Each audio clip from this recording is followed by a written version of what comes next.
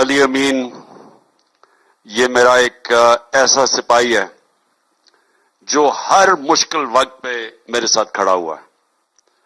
میں جب مجھے بھولتا نہیں ہے کہ جب انہوں نے ہمیں پہلی دفعہ شیلنگ کی، جب ہم دھرنے پہ تھے 2014 میں، تو ساری رات تب بھی شیلنگ ہوئی. تو صبح کو جب میں وہ کنٹینر کے اوپر چڑھا تو پہلی روشنی تھی. تو اس وقت مجھے یاد ہے کہ ہمارے اب 3 لاشیں اٹھائی، میرے سامنے لاشیں اٹھائی تھیں جو کہ رات اس شیلنگ کے اندر لوگ شہید ہو چکے تھے. لیکن جو میں نے چند لوگ کنٹینر کے ارد گرد کھڑے دیکھے، انہوں میں سے ایک علی امین تھا. اور وہ میں یہ بھول نہیں اس لیے سکتا کہ یہ وہ مشکل وقت کے لوگ، جب سب سے زیادہ پریشر تھا تو وہ کھڑا تھا ساتھ. اور انہوں نے اس کو اٹھایا اس لیے علی امین کو اٹھایا ہے کہ ان کو پتا تھا کہ یہ میرا ایک وہ سپاہی ہے جو ہر وقت مجھے پتا یہ میرے ساتھ کھڑا ہوگا. اور اسی لیے اس کو یہ چکر دے رہے ہیں، ایک مجھے بھی پیغام دے رہے ہیں اور میری پارٹی کے لوگوں کو بھی پیغام دے رہے ہیں کہ شاید ہم اس کے لیے ہم شاید حوصلہ ہار جائیں یا ہم پیچھے ہٹ جائیں. میں ان بیوقوف احمقوں کو بتانا چاہتا ہوں کہ آپ تو ہماری پارٹی میں اور زیادہ ہمارا جذبہ بڑھتا جا رہا ہے. ہم تو اور جس طرح کی آپ حرکتیں کر رہے ہیں، ہم تو اور پرعزم ہیں کہ ہم نے جب تک ایسے ظلم کا مقابلہ نہیں کیا تو اس سے تو بہتر ہے ہم اس کی غلامی کرنے سے پہلے تو موت ہمیں آ جائے. میں تو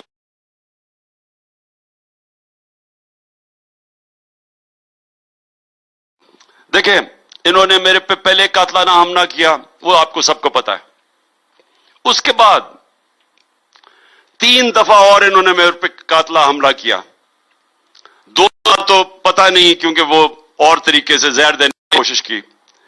ایک دفعہ جو انہوں نے مجھے خاص طور پہ پلان کیا تھا جوڈیشل کمپلیکس میں اسلام آباد میں، انہوں نے اتنی تیاری کر کے بھیجا تھا. وہاں سارے جوڈیشل کمپلیکس میں نامعلوم افراد پہنچ گئے، رات پہلے وہ وہاں پہنچ گئے.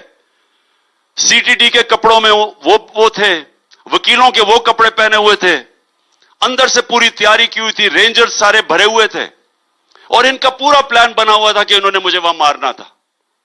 اور اس کے بعد ایک اور، اگر میں وہاں سے نکلتا اوپر انہوں نے 2 بندوق والوں کو بٹھایا تھا، انہوں نے مجھے مارنا تھا. اور پھر تیسرا پلان تھا کہ اگر ادھر سے بھی نکل جاؤں تو انہوں نے ایک ایکسپلوژن کرنی تھی. اللہ بچانے والا ہے، زندگی موت اس کے ہاتھ میں ہے.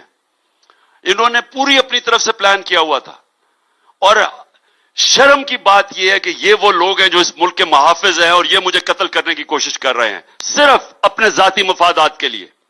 یہ ملک کے لیے نہیں کچھ کر رہے. ان ساروں کے ذاتی مفادات ہے کہ کسی طرح عمران خان کو ہٹاؤ تاکہ الیکشن وہ کہیں جیت کے آ گیا تو واپس تو شاید ہماری پیسہ پکڑا جائے گا یا ہمارے مفادات کے اوپر کچھ نقصان ہوگا. میں آپ ساری قوم کو آج بتانا چاہتا ہوں کہ اگر مجھے نہ اس کی فکر، ہاں احتیاط کر رہا ہوں لیکن مارنے کی تو مجھے کوشش کر رہے ہیں. اگر مجھے فکر نہیں ہے، میں احتیاط کرنا تو ہمارا نبی کا کال ہے کہ اپنی احتیاط کرو. لیکن میں یہ آپ کو کہہ دوں کہ جب تک میں زندہ ہوں میں ان ظالموں کا مقابلہ کروں گا. میرے کبھی اگر ان کے سامنے سر جھکانے سے بہتر ہے کہ موت. اور یہ آپ سن لو کہ کبھی بھی جب آپ آزادی کی جنگ لڑتے ہیں تو کوئی آزادی پلیٹ میں آپ کو نہیں پکڑائے گا، کوئی زنجیریں خود نہیں کھول دیتا، زنجیریں توڑنی پڑتی ہیں، آزادی کے لیے جدوجہد کرنی پڑتی ہے. جو لوگ یہ چھوٹا سا طبقہ اوپر قبضہ کر کے بیٹھا ہوا ہے اور قانون کے اوپر بیٹھا ہوا ہے، جو چاہے کر سکتا ہے، جو مرضی اٹھائیں ماریں، کسی کو ارشد شریف کو مروا دیں، اعظم سواتی جیسے ایک سینیٹر کو جو سب کچھ باہر سے کمائی کر کے پاکستان آیا اس کو ننگا کر کے اس کو ٹارچر کریں، پوچھنے والا کوئی نہیں ہے. میں اپنی ایف آئی آر رجسٹر نہیں کروا سکا.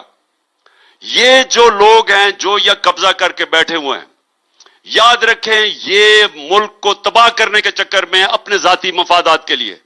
ساری قوم سمجھ جائیں کہ یہ جب بھی میں نے زندگی میں کوئی کام کیا نا، میں آپ کو یہ بھی کہہ دوں، میں جب فیصلہ کر لیتا ہوں، اور میں یہ چاہتا ہوں نوجوانوں آپ بھی یہ سمجھ جائیں، कामयाबी का एक राज है, जब एक फैसला हो जाता है फिर अपने से वादा करें कि या मैं कामयाब होगा या मैं मर जाऊंगा, लेकिन मैंने हार नहीं माननी।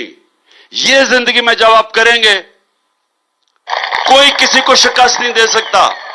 जब वो ये फैसला कर लेता है कि या कामयाब होऊंगा या मैं मर जाऊंगा, लेकिन मैंने लास्ट गेंद तक लड़ते रहना, मैंने हार नहीं माननी। ये मेरे कारकुनों, ये सारी हमेशा मेरी बात याद रखना। कभी कोई कामयाब नहीं होता जो आधा पैर इधर रखता है और आधा इधर रखता है। जब बुरा वक्त आता है तो वो सोचता है कि पीटीआई छोड़ के किसी और पार्टी में चला जाऊं, अच्छा वक्त आता है फिर कलाबाजी खा के वापस आ जाता है। ये कभी कामयाब लोग नहीं होते, ये लीडर्स नहीं होते। लीडर वो होता है जो फैसला करता है। जिस तरह तारिक बिन जियाद ने जब सैन में उतरा तो किश्तियां जला दी कि या मैं कामयाब होऊंगा या मर जाऊंगा।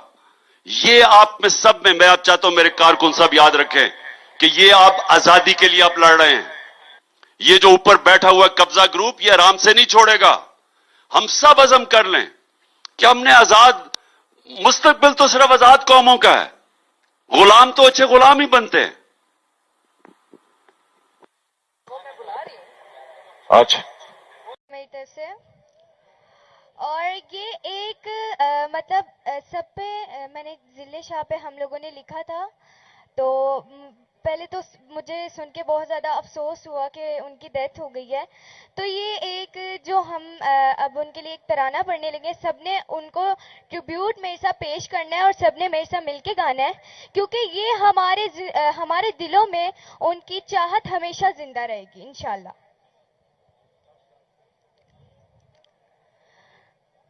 कप्तान का आशिक था जिले, हाय मार दिया तुमने मिलके, उजड़ा वो घर जो हंसता था, कप्तान का आशिक सच्चा था। कप्तान के नगमे गाता था, झंडा उसका लहराता था। एक बात बता दो बस मुझको, किसको नुकसान